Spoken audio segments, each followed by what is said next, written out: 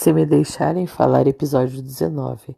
Eles falam que em Porto Alegre tinham muitos empregos para os músicos locais, mas com a programação via satélite da televisão, que é retransmissora e não geradora de trabalho, os conteúdos vinham do eixo Rio-São Paulo para diminuir encargos com direitos trabalhistas e os músicos foram obrigados a migrar. O que a gente pode perceber que gerou nos dias atuais um desrespeito, uma ignorância em relação à cultura fora do eixo Rio-São Paulo, mesmo o Brasil tendo o tamanho continental que tem e tendo diversidade em sua Constituição, a gente ainda tem como base o eixo Rio-São Paulo. Tudo bem que isso vem diminuindo, mas isso acarretou um problema muito grande, a chegar ao ponto de, por exemplo, o repórter do Jornal Nacional ter que falar com o sotaque de São Paulo para dizer que estava sem sotaque. Então,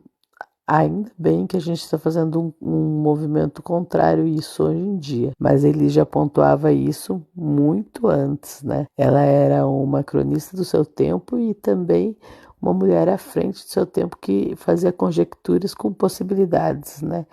Que realmente vieram a acontecer. Nessa época você estava contratada já da rádio também? Também. Na rádio, você participava em que tipo de programas? Invariavelmente os programas de parada de sucesso, né? E o César de Alencar de Porto Alegre. Quem era o César de Alencar de Porto Alegre? Teve vários. Teve um que chamava Salimen Júnior, que virou Salimem. Salimen Júnior. Teve um chamado Maurício Sobrinho, que é o dono da TV Gaúcha e da Rádio Gaúcha. Eram esses dois. Os Silvio Santos da época eram esses dois. E você lembra o seu primeiro cachê que você teve assim, contratado? Não, o salário meu foi 6 mil cruzeiros.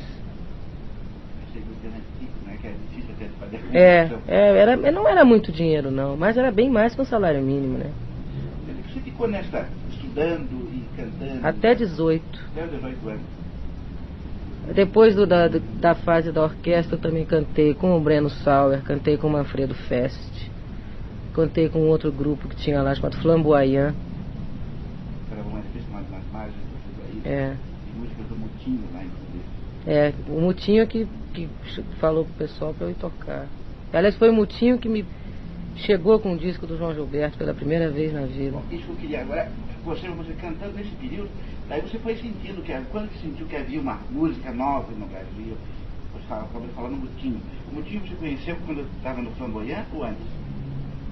Nós trabalhávamos na mesma rádio. O Flamboyant também era contratado da rádio. E o Norberto Balfaldi? Baldalf.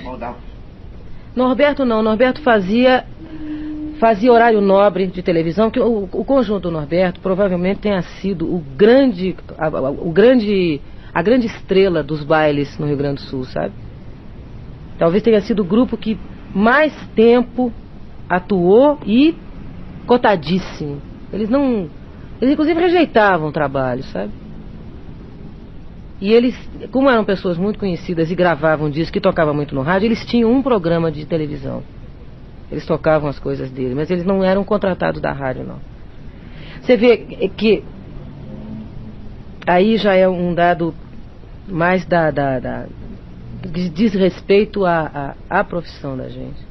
Você imagina uma cidade como Porto Alegre, há 20 anos atrás, digamos que fosse 20, tinha uma estação de rádio com um elenco de rádio-teatro, um elenco de notícias, um elenco de humor, um elenco de cantores, um elenco de locutores, tinha uma orquestra, um regional e 2 conjuntos instrumentais com formação diferente, atuando. Isso significa emprego. Isso significa uma camada, um grupo profissional sem necessidade de partir para um esquema de migração. Quer dizer, o músico, via de regra, sai do seu local porque ele está mal ali. Toda pessoa que sai da sua raiz sai sempre na tentativa de uma melhora. Então, vai para São Paulo e o problema é que ele não se dá conta que a situação do músico em São Paulo é exatamente a mesma dele. Proporcionalmente até o problema é maior, porque a cidade é maior também. Ele tem que ser muito bom para conseguir o seu lugar. Quer dizer, o fato de, num determinado momento, as pessoas terem descoberto o satélite foi péssimo, culturalmente, para um país. Quer dizer, Porto Alegre é uma cidade que tem uma sinfônica funcionando, uma sinfônica de alto nível. Teve Pablo Comblos regendo durante muito tempo. Cansei de assistir óperas. Tem um auditório ao ar livre para 10 mil pessoas. E não tem mais atividade nenhuma. Tem quando a gente vai lá. O pessoal de lá não tem mais o que fazer. Porque não tem espaço. A televisão é retransmissora. Ela não é geradora de trabalho. É um trabalho que é gravado num centro maior, como o Rio de Janeiro ou como São Paulo, e que é impingido em nome do não pagamento do 13º, do Fundo de Garantia, das férias, do INPS, do Imposto de Renda retido na fonte.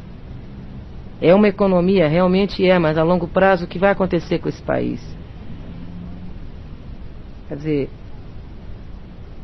esse Sérgio Jockmann, que é um camarada, inclusive, que já fez coisas em teatro, se escreveu... É um camarada que fazia o texto do programa que eu cantava. Lupicínio Rodrigues trabalhava na Rádio Farroupilha, na Rádio Gaúcha. Quer dizer, havia um grupo de pessoas que, bem ou mal, se mantinha. Hoje em dia não tem mais nada. Absolutamente nada. Nem conjunto de baile, deve ter uns 2.